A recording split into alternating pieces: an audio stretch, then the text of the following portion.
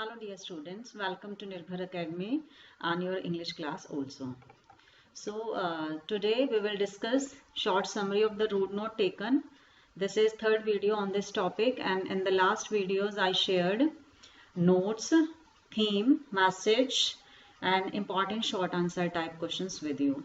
So in today's video I will share short summary of the root note taken, and I have used very simple language to describe the poem, and we will also do the RTC, reference to the context, important जो आपके आ सकते हैं exam के regarding, वो मैं आपके साथ यहाँ पे डिस्कस करने वाली हूँ. So let's begin.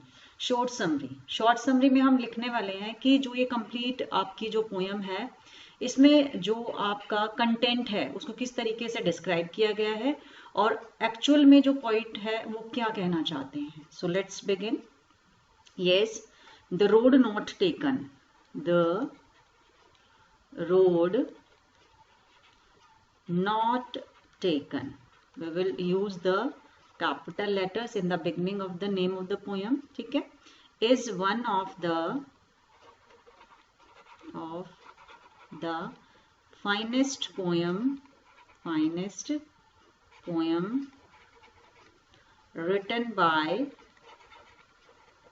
written by Robert Frost. Finest means क्या होता है, उनकी सबसे अच्छी पोएम्स में से ये एक पोएम है. ठीक है, this poem has a deep meaning. This pome भी बोल सकते हैं आप, पोम भी बोल सकते हैं. This pome has a deep meaning, deep meaning. In the beginning of the poem I described it also, that what was the poem and which is the meaning that is hidden in the poem. ठीक है, so it has a deep meaning. It deals with the problem of making a right choice. तो सबसे पहले तो ये बता दिया कि पोएम एक्चुअली हमारी किसके साथ डील करती है, कि कई बार हमें प्रॉब्लम्स आ जाती है कि which is right for us. So इस तरह से राइट चॉइस जो हम लाइफ में चूज करते हैं, इस तरह की प्रॉब्लम को उन्होंने हमारे साथ यहाँ पे डिस्कस किया है. So many times in our life we face alternative choices. It is often difficult to decide which one to choose, but the decisions we take influence our future. So ये है कि अगर आप इस तरह से डिसीजन लेते हैं, वाइसली डिसीजन लेते हैं, तो definitely these decisions are going to influence our future. वो चाहे कैसे भी करे हमारे फ्यूचर को इम्पैक्ट करते हैं. अब पोएम के बारे में लिखते हैं. One morning the poet was standing in a wood means forest. ठीक है, he reached a point where his path spilt, SPILT. Spilt means क्या होता है, डिफरेंट डायरेक्शंस में जाना. His path spilt into 2 roads. उसका जो रास्ता था वो कितने पार्ट्स में डिवाइड था, स्पिल्ट था वो 2 में. ठीक है, now he had to make a choice between the two, because दोनों रोड से तो वो जा नहीं सकता है. अब उसको खुद डिसाइड करना था that which way he had to choose. ठीक है, so he stood undecided. ऐसा तो नहीं था कि एक बार में उन्होंने सिलेक्ट कर लिया. for a long time, बहुत देर तक वो सोचते रहे, कुछ डिसाइड नहीं कर रहे थे. and he was just standing. ठीक है, फाइनली उन्होंने डिसीजन लिया. Finally he took the road on which a few people had traveled. Means less traveled road उन्होंने डिसाइड किया जाने के लिए. He thought that, और आगे क्या सोचा उन्होंने, he would travel the first road some other day. some other day, ठीक है, some other day। और ये भी उनको पता था, इसमें हम ऐड करेंगे though he knew, उन्होंने क्या सोचा, that he would travel the first road some other day, comma though he knew, वो जानते थे इस बात को, that it would not possible, that it would not possible for him to come back, जरूरी नहीं होता जहां से हमने बिगनिंग की थी वहां हम कभी दोबारा लौट करके आए। सो इसीलिए वो इस बात को जानते थे, हालांकि उन्होंने डिसाइड कर लिया that he would travel the road other day, some other day, but he knew though he knew that it would not possible for him to come back, जानते थे इस बात को कि पॉसिबल नहीं है उनके लिए वापिस आना। He felt that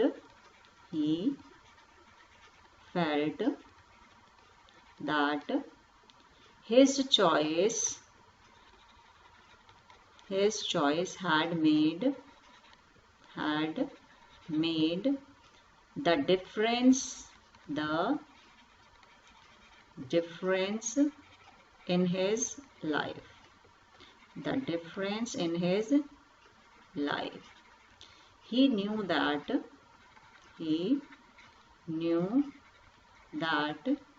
he had chosen, जानते थे वो, he had chosen a more challenging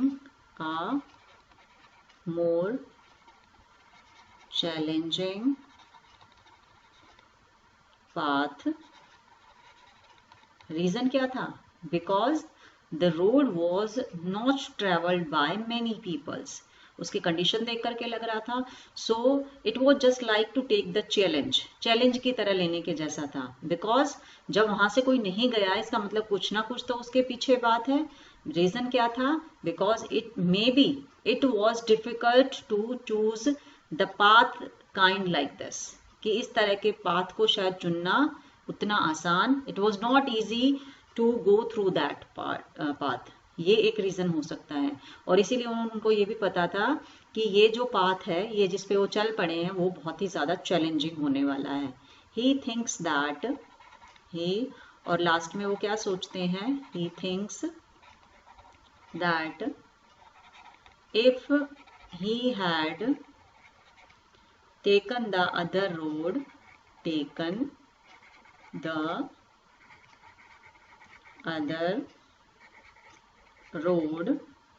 his life would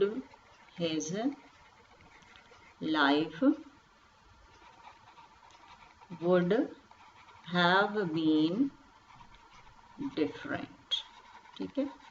और वो इस बात को भी जानते थे कि अगर उन्होंने और दूसरे रोड को लिया होता तो शायद उनकी जो लाइफ है वो थोड़ी सी डिफरेंट होती, ठीक है।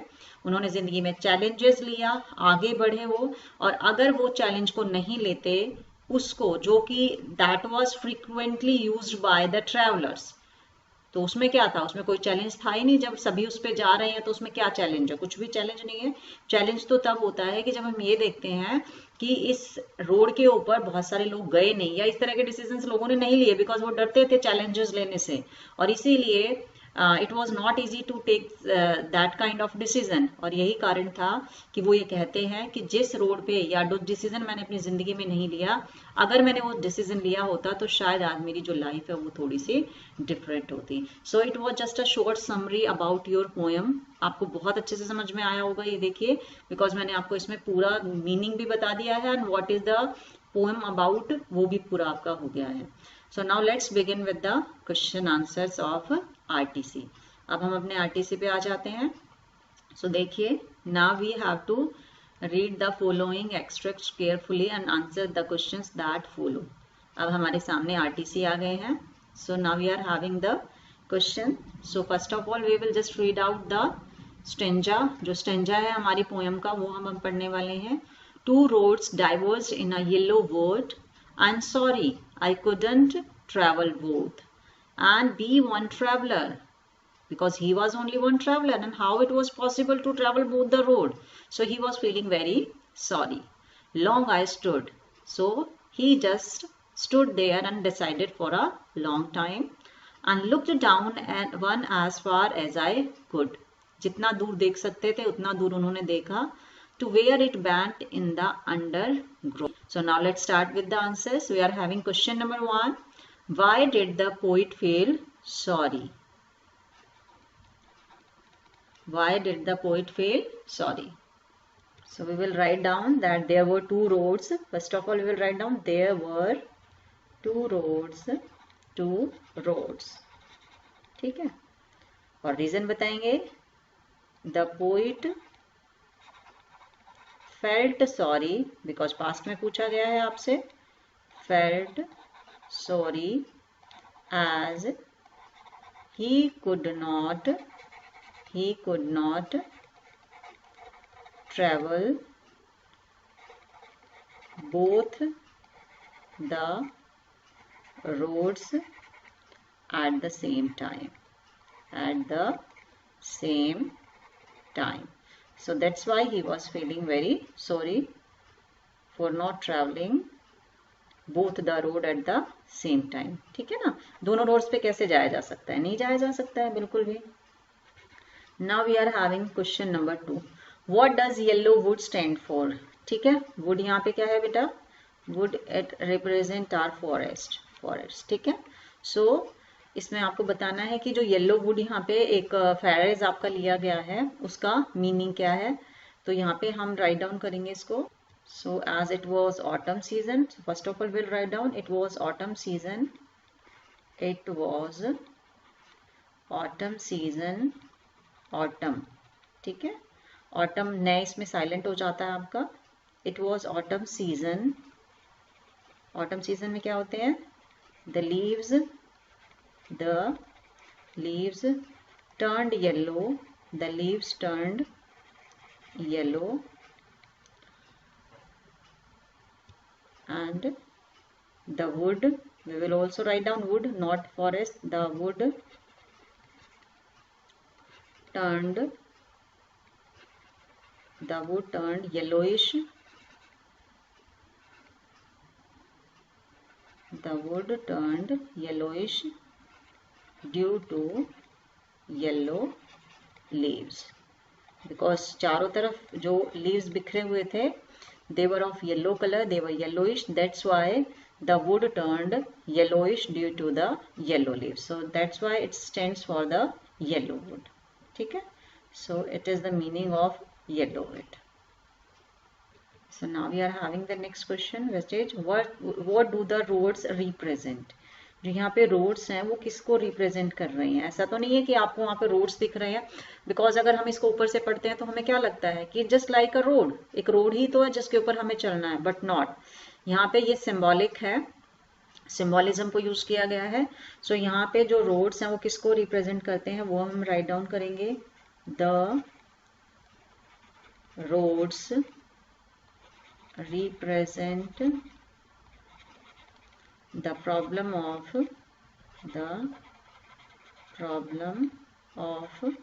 decision making. कि बहुत बार हमारे सामने इस तरह की अल्टरनेटिव चॉइसेस आती हैं और हम डिसाइड नहीं कर पाते हैं कि हम क्या करें. सो रोड्स यहाँ पे उसी प्रॉब्लम को यहाँ पे हमारे सामने रिप्रेजेंट करता है.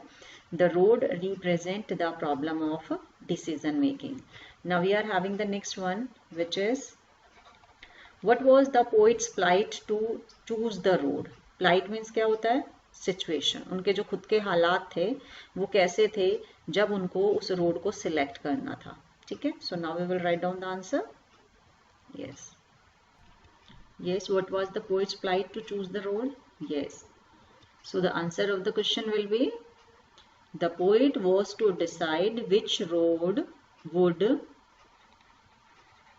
lead him to success. कौन सा रोड उनको सक्सेस की तरफ लेकर के जाएगा. बिकॉज हमारे माइंड में यही चीज़ें चलती हैं कि क्या जो मैं डिसीजन ले रहा हूँ क्या वो मेरे फ्यूचर के लिए अच्छा होगा या नहीं होगा. So now we are having the second stanza. So first of all, we will read it out. Yes, it is about, then took the other just as fair, and having perhaps the better claim, because it was grassy and wanted wear. ठीक है, कि जब उन्होंने दूसरे road का देखा तो वो जो दूसरा रोड था वो कैसा था, वो ज़्यादा लग रहा था उनको कि हाँ ये तो मुझे अपनी तरफ ज़्यादा अट्रैक्ट कर रहा है, पूरा फुल ऑफ ग्रास था. And though as for that the passing there had worn them really about the same. अब यहाँ पर जो इसके क्वेश्चंस हैं आपके, देखिए कौन कौन से क्वेश्चंस आ जाते हैं हमारे. Yes, which road did the poet take. So आपको पता है कौन सा रोड लिया था उन्होंने, less travelled. Yes, the poet took road which was less traveled. The poet took the road which was less traveled. less traveled, जो कि लोगों ने बहुत कम यूज किया था, या लोगों ने अपनी जिंदगी में बहुत कम डिसीजन लिए थे, उन्होंने उस रोड को चूज किया. Why did he take the second road? अब हम ये बताते हैं कि उन्होंने सेकेंड रोड को ही डिसाइड क्यों किया. अगर वो चाहते थे जो नॉर्मल यूज हो रहा था उस रोड पे जा सकते थे. यस, रीजन क्या था, बिकॉज पहले आंसर राइट करेंगे हम. He took the second road, he took the second road as it was less traveled, as it was less traveled, and he wanted to do something. He wanted to do something different from others. होते हैं ना बहुत सारे लोगों की ये शौक होता है कि वो अपनी पहचान भीड़ से अलग बनाते हैं.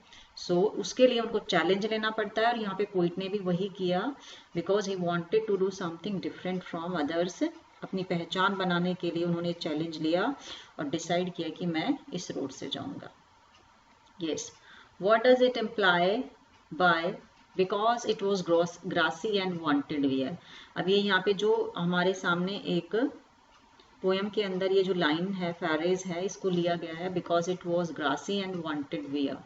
तो इस लाइन को अब हम यहाँ पे डिस्क्राइब करेंगे कि ये किस चीज के लिए, यहाँ पे इसको किस चीज का एक्सप्लेनेशन ये यहाँ पे देती है, मीनिंग किसका है. It was the road was, इसका मीनिंग था the road chosen was, the road chosen was not smooth. वो कैसा नहीं था, स्मूथ नहीं था.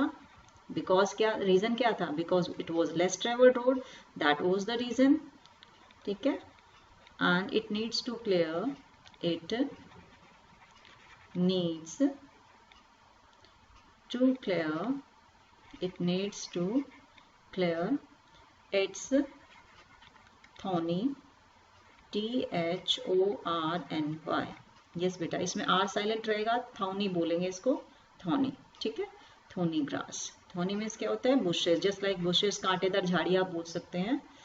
ठीक है, सो यहाँ पे बताया हमने कि because it was grassy and wanted wear means क्या हुआ, the road chosen was not smooth and it needs to clear it's thorny grass. ठीक है, इसको जरूरत थी कि इसके ऊपर चला जाए और उन कांटेदार झाड़ियों को साफ किया जाए. Now we are having the next one, which is, what does the phrase perhaps the better claim mean? Perhaps the better claim जो group of words है, यानी कि जो means to say that कि जो poem में आपकी ये phrase दी गई है, इसका meaning क्या है. So it means the other road. It means the other road needs to smoothen as it is grassy,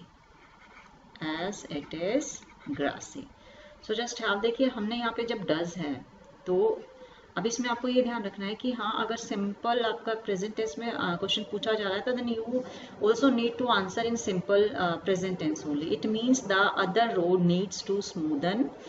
ठीक है, तो इसका मतलब क्या है कि उसको स्मूथ करने की जरूरत है, बिकॉज ये क्या है, फुल ऑफ ग्रास है. It was grassy, that's why it was having the better claim to travel. So it was all about the second RTC. Now we are having the third one, which is, yes,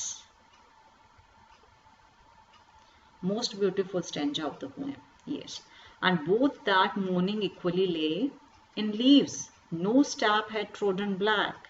Oh, I kept the first for another day, yet knowing how way leads on to way, I doubted if I should ever come back. So as he had chosen the less traveled road, so he also wanted to have the first road for some other day, but he was also doubted that if he should ever come back, कभी वो वापस आ पाएगा क्या.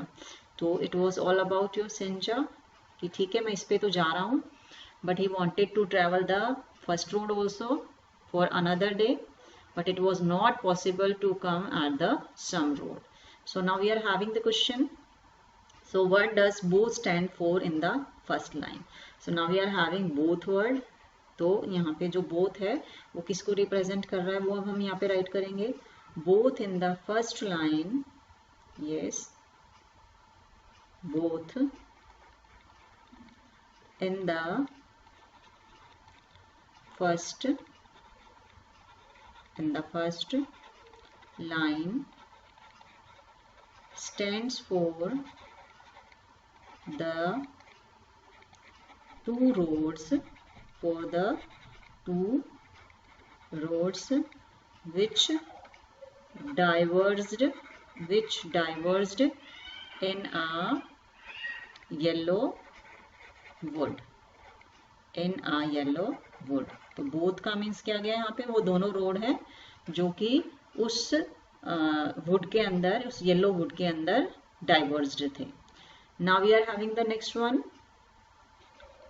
What does the poet think about the first road. First road के बारे में जो poet है उनका क्या सोचना था. द पोइट थिंक्स दैट, क्या सोचते हैं वो, the poet thinks that he will travel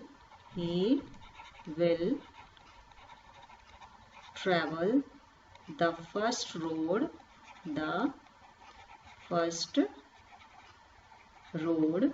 some other day.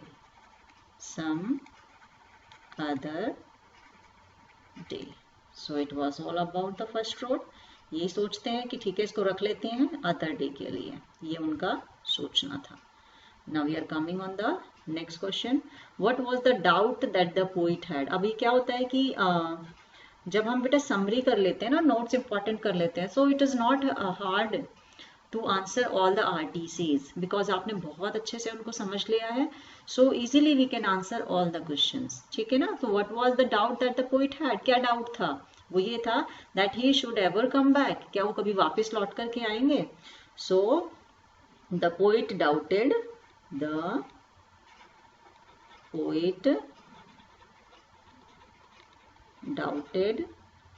if he could ever come back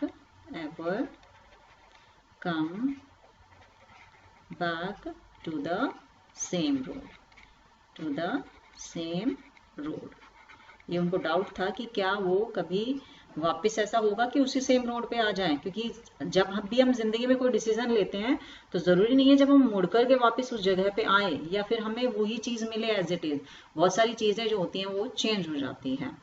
now we are having the next question which is what does the phrase leaves no step had trodden black. Trodden black में क्या होता है कि जब हम पत्ते पे, जो पत्ते होते हैं, जो लीव्स होते हैं, उनके ऊपर पैर रखते हैं, तो जब उनको क्रश कर देते हैं हम, तो वो जो होते हैं थोड़े ब्लैकिश हो जाते हैं। ठीक है, प्रैक्टिकली आप करके देख सकते हैं। सो यहाँ पे leaves no step had trodden black means क्या है कि उस रास्ते पे जाने वाले लोग कम थे और यही कारण था कि उनके ऊपर जो पत्ते थे, जो गिरे हुए पत्ते थे, वो फ्रेश थे और उनका जो कलर था वो ब्लैक नहीं हुआ था। So now let me explain you. It means the leaves, it means the leaves had not been crushed under crushed crushed under the feet of travelers। जब वहां से गए ही नहीं है लोग तो उनके पैरों के नीचे वो कैसे आएंगे। सो इसीलिए यहाँ पर वो जो पत्ते हैं वो एज इट इज वहां पे गिरे हुए हैं और उनका जो कलर है वो येलोइश, कलर तो येलोइश है क्योंकि ऑटम सीजन था, बट वो नीचे गिर गए हैं लेकिन किसी ने उनके ऊपर पैर नहीं रखा है, इसलिए वो ब्लैक नहीं हुए, क्रश्ड नहीं हुए किसी के पैरों के नीचे। और यही कारण है कि जो ये फेरिस पोइट ने यूज किया, that leaves no step had trodden back.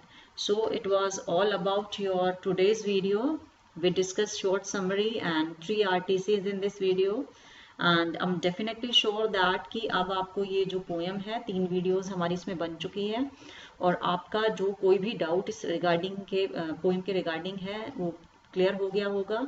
But फिर भी अगर आपको कुछ जानना है, you want to clear your doubt, so please हमें ज़रूर बताइए, कमेंट बॉक्स में आप डाल सकते हैं अपने queries. So just keep connected with Nirbhar Academy. Thank you so much for watching this video. Thank you and happy learning.